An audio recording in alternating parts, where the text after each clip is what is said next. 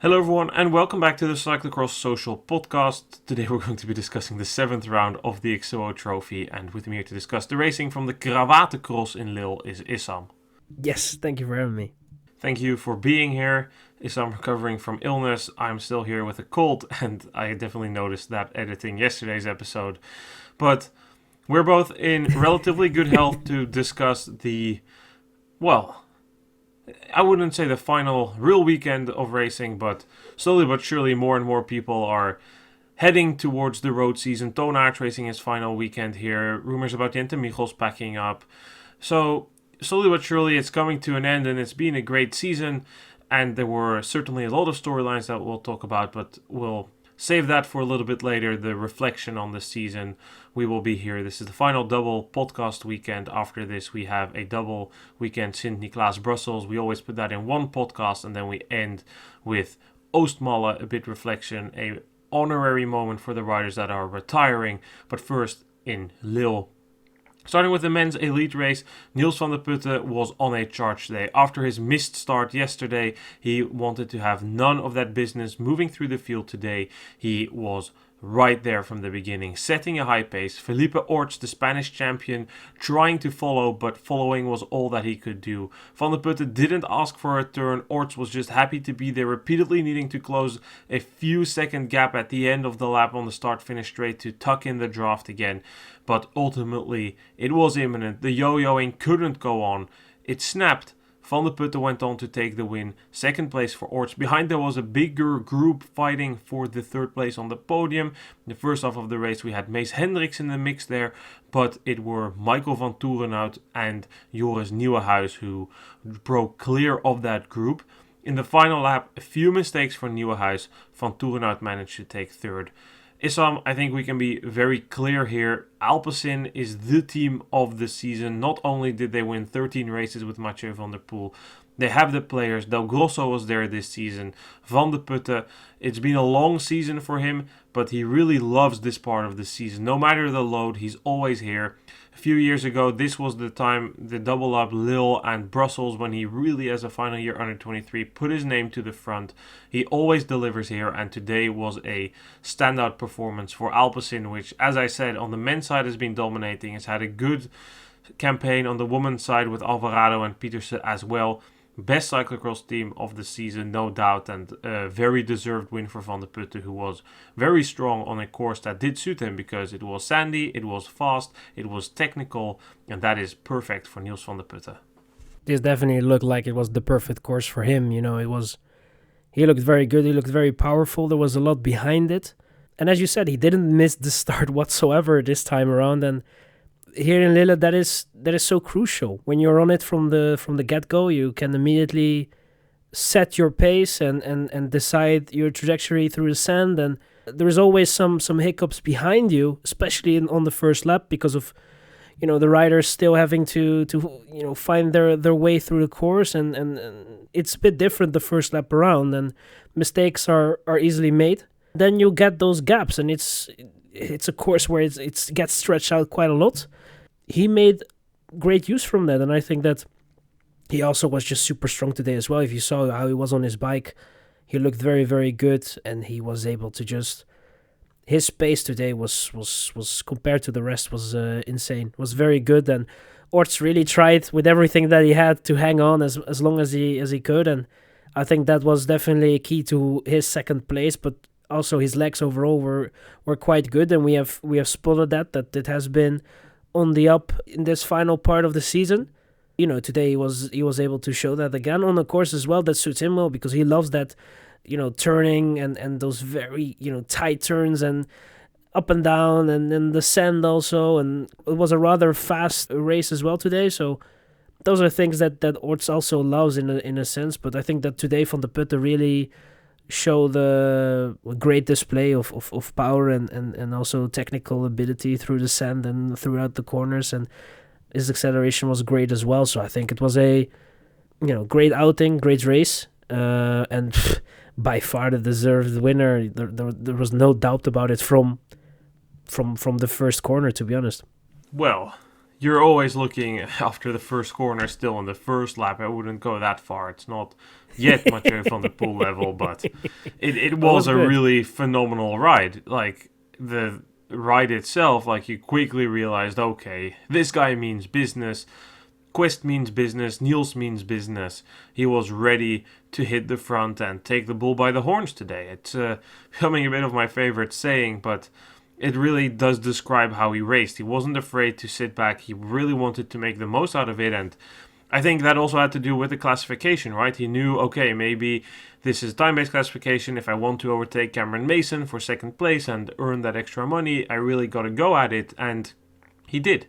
In the end, that was not really necessary to overtake Mason because he had a absolutely horrendous day, losing nearly 5 minutes. But Vandeputte, I think, really had that in mind, wanted those bonus seconds, really wanted to make the most out of it, see maybe if Joris Nieuwenhuis had a bad day, if he could still make a quest for the overall win. I mean, that was too much of an ask today. Nieuwenhuis held his own very well. Richard Groenendaal during the race said he was a little bit worried about Nieuwenhuis based on what happened yesterday and where he did really crack throughout the race, but today none of that. So I really understand why Vandeputte raced the way he did, and it was a more than deserved win. Orts also a more than deserved second, and it's becoming a bit of a trademark of him, Issam, and that's not to take away anything of these performances, but just at a number of occasions, be it the World Cup in Benidorm this year, the European Championships in Pontevedra last year, or now as well, he is in the right moves. It's a very high race IQ. It's almost like a crit racer, and criteriums on the road. It's so important to be in the move at the right time, especially if you maybe don't have the legs, but if they can really drag you on, which Orts has had happened to him a number of times now at big races, it can really lead to good things. Again, doesn't take away anything from him. He was strong today, but really that good start, his awareness and his eagerness to dig in there and really hang with Vandeputte gave him a big buffer over the rest, and that helped him secure that second place in the end. Yeah, I totally agree. I think it cannot. It's not always an advantage in a sense because it has worked against him as well. Calling the World Championships where he was maybe a bit too eager, but I think that today it just worked out so well because as well, the riders behind him, they were looking at Van der Putte there, and I can't recall. I think it was the first lap where Aerts was already looking behind him, like, okay, what's going on here, guys? This is quite a hard pace what's being set here by Van der Putte, and was key to that second place. But you also need to have the legs, and Orts is definitely one of those riders that we also see when there is like this second group forming or something, and he is there and he has good legs that he always tries to make a break for it, and he has that way of racing. There are certain riders that rather want to sit in the wheel and wait till the final lap, and sometimes that is the better way to go about it race by race, and sometimes it can really work, and today was a course where that just works in a sense that you really have to try and be up there, be at the front, be out of trouble as well, and not being held up, because you can easily be held up here. That can cost you a couple of seconds, and those seconds are very dearly when you lose them. It costs a lot of energy to recover from that. So I think that, yeah, of course, today it was for Orts the best thing to do was to follow Van der Putte for as long as possible, and after that he never really had a huge setback. He was losing time, but it was all quite reasonable, and he was able to stay in good touch in a sense to Van der Putte. The gap grew for sure, but it wasn't a major setback, as I said, and that helped him as well to make sure that he didn't lose out on that second spot. So it was again a very good race by Orts. Great to see that he is that he's being able to hold on to that form that we have seen him in the races like Benidorm, and yeah, I think that is what we kind of want to see from him, and I think the people love to see it as well. Third place went to Michael van Toerenhout. Nothing really much to say about him, just a solid ride. He missed his start just like yesterday, but didn't quite have the legs today. Maybe also not quite the course. It was a lot faster, a lot sandier. Maybe the fatigue playing in a little bit as well for him. And if we look at the entire top 10, it was Van der Putte, Orts, Van Toerenhout, Nieuwenhuis in fourth with Aerts fifth, Lars van der Haar 6th, Ryan Kamp, then Mees Hendricks, Joran Viseuren and Pim Ronhaar. Issam, maybe at this point of the season, an interesting question to ask is about Joris Nieuwhuis. He's leaving to Heizomat Cube. There were reports that he was under the interest of Paul Sousa, but he really didn't want to ride for Jurgen Mettepenningen. He is now moving to Heizomat. Cube is kind of the private investor putting in the money for him, but they move him into a team structure led by Nico Verhoeven, and Richard Groenendaal will be brought on board there as well. But the way that it's currently presented seems like it's more that Groenendaal will be at the team to support Nieuwenhuis and then as well support a little bit the other riders, but that the existing staff will mainly be for that, and that Groenendaal will continue to work with Nieuwenhuis as he's currently doing at Ridley. What are your thoughts?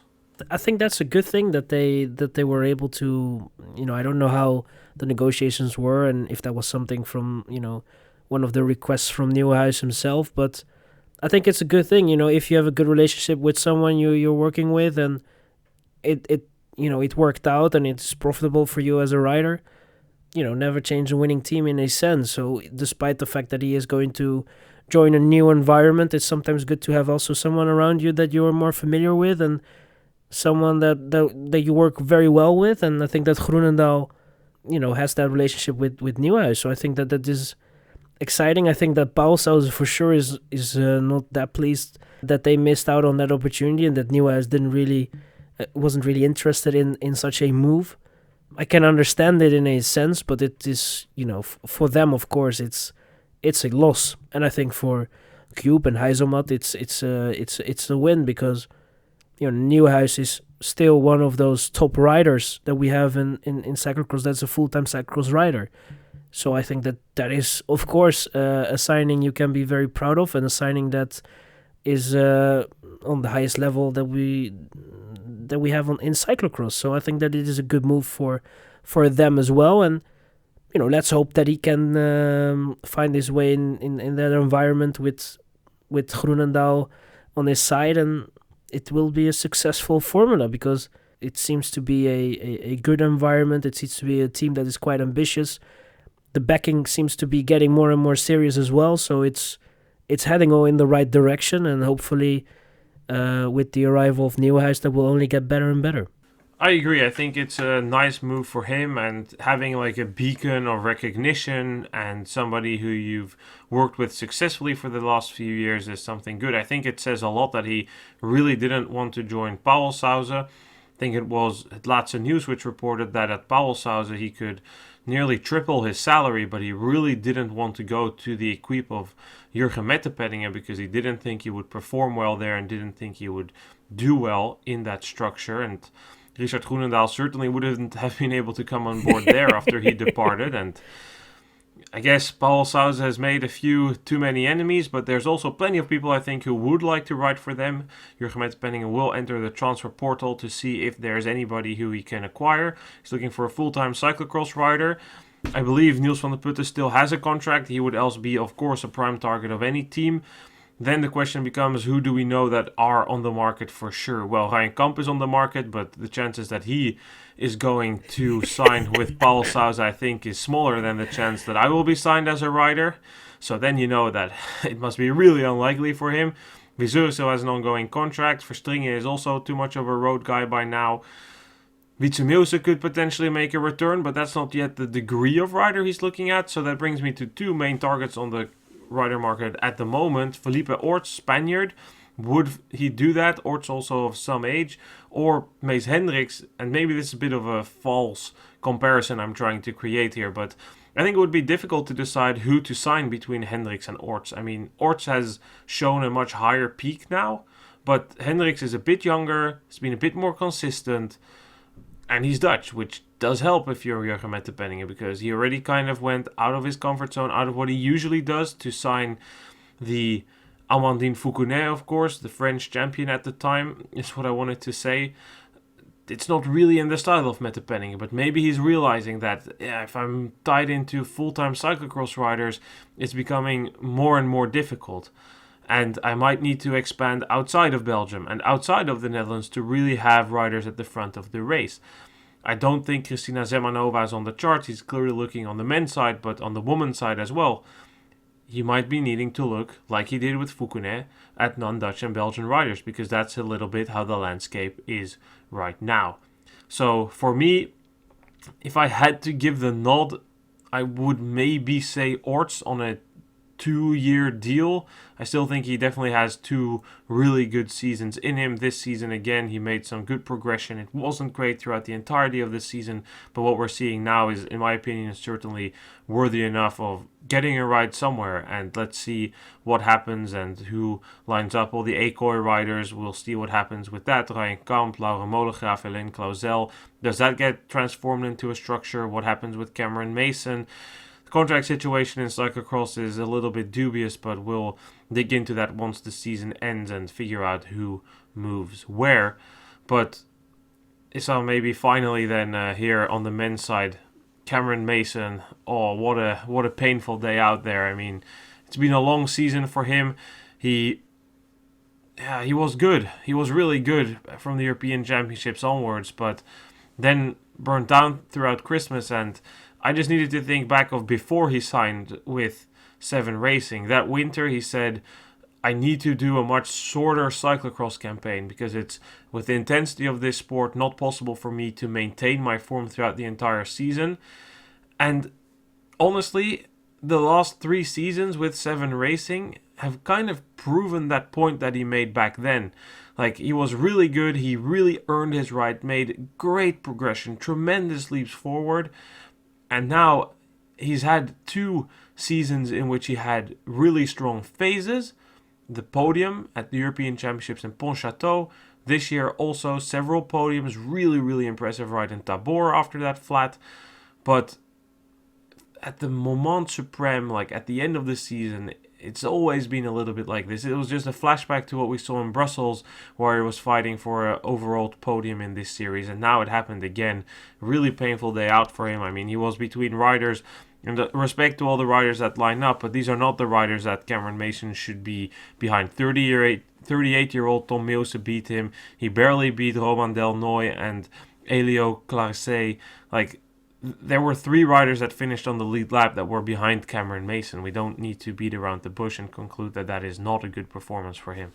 I can recall from one of the captions that he wrote after the World Championship that he was talking about, I don't know, it's hard to tell what an off day is anymore. And I think he has had this, and we have seen it, unfortunately, a bit too much in his career so far. And he has to try and fix that in a sense. Of course, there are riders that have just in a season, they will have like 2, 3, 4 bad days, and it doesn't work whatsoever because of the training, because of the circumstances. And now we are at the end of the season, so this is something that we sometimes see, but not like this. This was really bad. I don't really know what to say on it, to be honest. I think that it's just he needs to try and have less of these days, because it's also costly in a sense, because he was good in the classification. He was when he started, he was in a I wouldn't say it's a very secure second place, but it was hard to believe that he would lose out on that position. Of course, it's with the sand. You cannot really get your power out here on this course. There's a lot of turning, and it is not a course that suits him that well. The circumstances don't suit him that well. Of course, those are things that help, but even if he had a bad day, it should have been like a 2 minutes, that he would lose on a Vandeputte or something, and he should be. He shouldn't be around the riders that he was around right now, and he shouldn't have lost the time that he lost right now. So, yeah, it's not great for him, and I hope that he can find a way to fix that, because it hurts your career as well, because those bad races as well will be remembered in a sense. They will be used in a sense, and he has his highs for sure, and we have seen it when he has those highs, he can really perform. He can really ride with the best, and today was just we didn't see the Cameron Mason that we have seen in numerous occasions, but this is also the Cameron Mason that we have seen in in some of those races where he just had an off day. Just he wasn't there. Just wasn't able to turn it around. No bad luck or anything. Just didn't go. And yeah, today it was just didn't really go. He never came in a rhythm. He was always there. Yeah, just didn't go, and that's a shame. And hopefully he can turn it around. As I said, learn. You have to learn from it and try to make the best. And I hope that he can do that. But that's gonna be a struggle for sure, because we have seen this now a couple of times already. Let's move to the women's race then. There we also had a dominant display by a rider for Fenix Premier Tech instead of Alpecin Premier Tech, but it very much is the same team. San Alvarado, she had a much better start than yesterday and very much in a similar style to what we saw on the men's side of Niels Vandeputte, went on to dominate the race. She really put the pressure down. Lucinda Brandt moved her way to second position through the first lap, but didn't have the legs. Like in the second lap, you could see Brandt was trying. She tried to come closer, but Alvarado just had much more in the tank, powered away, 30-second gap, and from there on controlled. Brandt, for her part, was involved in a battle for second place. She couldn't really break clear. Leonie Bentveld and Inge van der Heijden both performing much better than yesterday. I mean, these are the inconsistencies that you see at the end of the season under fatigue. It really goes up and down. Van der Heijden having her first really good race in a long time, although yesterday she was doing quite well until she gifted the Super Prestige win to Van Alphen. But in the final lap, the power and the overall able to keep her form, the physique of Brandt gave her the difference. She tired less, her condition was better, she managed to power away from Van der Heijden, who at that point had already dropped Bentveld, and in that final stage of the race, Brandt was just a little bit stronger and secured second place in her first race in the rainbow jersey on the white track bike, with Van der Heijden taking third, which is her first podium in a very, very long time. I'm going to actually check when her last podium place was. That was in Tabor. That was in the end of November. So definitely a long time for her to be off the podium. Well, she had Maldegem, of course, after the World Championships, but that's more of a kermesse cross than an actual race. But her first real classified big one since November. So that much for Van der Heijden, who can take a positive from this, but above all, Alvarado very dominant here today. Issam, no real mistakes through the sand, and stronger, more composed. Everything came her way today.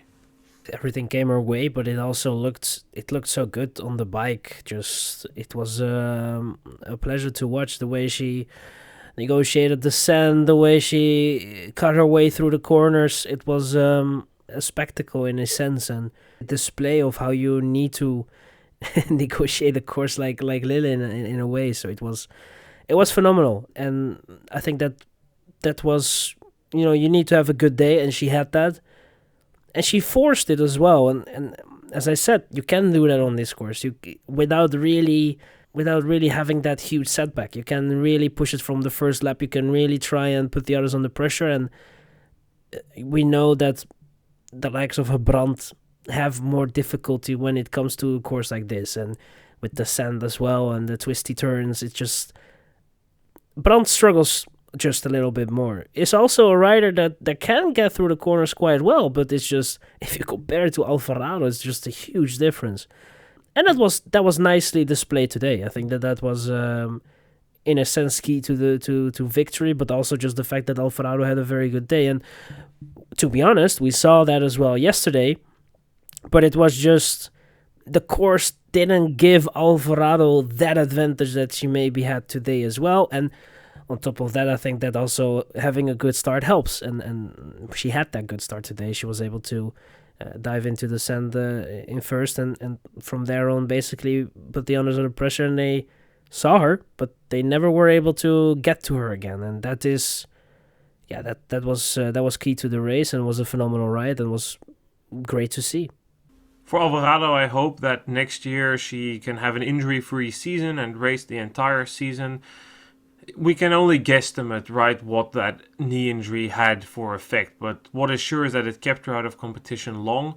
It seemed like they took a sensible approach, one where they really trained until she was in good form to start the season, but still, it's fine margins, the level that she reached. She came relatively close to the overall level of Lucinda Brandt in the final weeks of the season. And then maybe just a slightly better preparation where you can carry the road in and the endurance base and everything can help her. At the same time, we're also a little bit torn about Alvarado because in the past, this season or the end of the season, the phase where we are now, has been a difficulty because the fatigue kicked in, the back injuries played up, other injuries affected her, and she wasn't able to perform. So perhaps it was an injury with a silver lining, but I still hope that next year, when she does a full season, they are smart. They can maybe take a bit more rest than in previous seasons. Choose, okay, we're not going to contest the X2O Trophy. Let's be very sensible if we go for the World Cup, because that Christmas period in the World Cup is very, very brutal. Just be smart in planning, like, what are our goals? What are the goals for San Alvarado? Like, do we start the season and put everything on Ostende, or do we think, well, that sand course is maybe not perfect, so we should also just focus on winning the World Cup? It's far ahead, but that's just what I'm thinking about for Alvarado. And for Brandt, that was really her goal this season, right? Like, she shifted that last year. She did too much, felt she couldn't properly peak, caught herself by surprise how competitive she was against Vandeputte, and this year as a result she didn't contest the Super Prestige. She was willing to skip World Cup rounds even if that meant that she wasn't going to win the overall. She was so strong it didn't matter. But now you can, I think, also see a little bit of that decompression post-Worlds, the partying, the celebrations, the rainbow party in the beer tent after the race today. Like, I'm sure all of that factored in for her, and in the end, what does it really matter? She is the world champion. She's just racing here towards the end of her season. Just 2 more races next week for Golazzo, and then she is going to rest and train back up for the Strade Bianche. And that is also what they said during the race, that because of that, they are already resting a little bit and just taking small intensity simulations in the cyclocross races that remain for this season. But Van der Heijden is some promising 3rd place, and again, like we said yesterday, morale is important, and I think that for her, after how the season has ended, is the most important thing we can take away here. It is a course where she can kind of get, she has a good feeling here in a sense that she can really use some of her attributes that she has with the sand as well. So it is a rather fast race, but I think that she also just today, had the legs in a sense to do what she wants to do, and or at least be up there with Brandt. So I think that was a bit weird to use the word promising at the end of the season, but in a sense it is promising to still be able to have such a result, while it looked at the end of the season that it was going to be a struggle to get such a result in a sense. But there were quite some riders that struggled a bit with the race, with the course, the fact that it was so fast. And Van der Heijden was one of those riders that just had a good day and had a good feeling, and sometimes you have that. I don't know if that means if she will be racing next week and what that will mean for next week, but for today it was definitely a good ride, and it was a bit more the Van der Heijden that we saw earlier in the season. It resembles way more with the Van der Heijden that we had back then. Let's look at the entire top 10 then of the race today, because behind the podium of Alvarado, Brandt and Van der Heijden, Leonie Bentveld rode a solid race to finish 4th ahead of Marie Schreiber. Julie Brouwers was 6th ahead of Aniek van Alphen, Manon Bakker, Amandine Foucounet and Marion Norbert-Ribeyrolles. Issam, a slightly disappointing race for Amandine Foucounet. She was involved in a crash in the first lap together with Ribeyrolles. Foucounet needed to change her bike, and from there on never really found her way. Not a great course for her, but yeah, I don't think we can be too critical about anything at this point in the season, right? It doesn't matter. Does it matter? It doesn't matter. No, but seriously, it shouldn't matter for her. In all honesty, it shouldn't matter for her all too much, because, as you said, it's not really a course where she would do well anyways. There was not that much at stake in my opinion, and at the end of the season, I feel that it's just, it is what it is. You just. You'll forget about it so fast, and I think for her as well, the season that she sets, a race like this, you can easily say, oh, but I already had a great season, and the people around you will do the same thing as well, very easily. I feel like, so you always have these kind of incidents in a sense so late in the season, because some riders just don't pay much attention, and it just happens in a sense as well. So, and it can influence a race, but I don't think that it is of much significance in a sense. Her season has been great, and a good or bad race in Lille is not going to change that all too much, in my opinion. The season has been long, and I mean, we're always working to a narrative, right? What is there to really go for? And at this point, with the X2O Trophy locked up, there really isn't that much left, and the races are more for the morale, and there really isn't that much to talk about. It doesn't really mean that much anymore. There will be a little showdown in Brussels next week for the third place in the overall. Julie Brouwers has a small lead over Inger van der Heijden, but normally Inger van der Heijden should be able to take over that. I mean, Brandt already won this series. Issam on the 1st of January in Baal. Bakker is secured of second place with the race to go. There's 3 riders still in contention. Both of them, Ribeirol technically as well. So all 3 of them didn't really compete this series, and we don't need to break down the X2O Trophy. I think we've done that enough in the past, and it's just a good reminder that the X2O Trophy, last year they considered changing their formula from time-based to something else. Maybe this year they should actually pull the trigger on that, because classification is losing relevance real quick. They need to find some other fixes, because just changing from time to something else won't necessarily change the fact that, especially on the women's side, the participation is really grim. So those are all things to think about if you're Golazzo, and I admire Golazzo because they are the ones putting on these races after Worlds, right? And they are the ones hosting in the early season when Flanders Classics is moving everything to a more lucrative period. If Golazzo would also do that, there would be nothing left of this sport, and the full-timers wouldn't have anything to do, and it would really decimate the sport. So I respect Golazzo because these races are important, and even though we don't enjoy them as much as the stuff before, it's still nice, like especially a dramatic race in Middelkerke like yesterday, or we've seen some good races in Sint-Niklaas before as well. There was definitely a real buzz around that race a few years ago with a great battle there and a great move up through the field. So they have value, and it is important that Exactcross gives Dendermonde a place at the beginning of the season, and that they have Meulenbeek and they have Heerde. So there is something to build into the season, and that the riders that do make a living out of this sport have that opportunity. Don't get me wrong that way. I respect Golazzo for that a lot.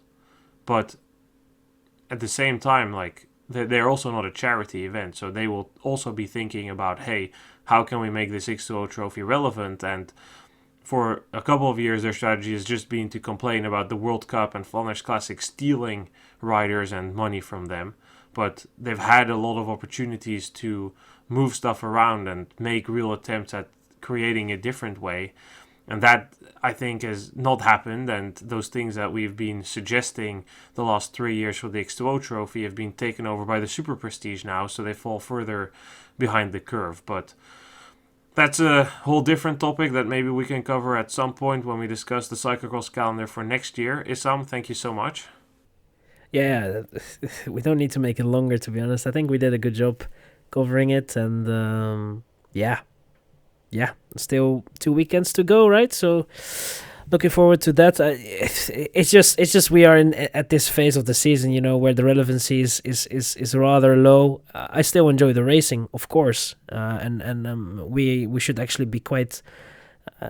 We should be happy, and we're in a privileged position that cyclocross is still going on after the Worlds in a sense as well. So I think that is also, you need to look at the positives as well. And Golazzo definitely put themselves in a position where that they do something that Flanders Classics would not do, because of, in a sense, the risks of losses that you can run because of that,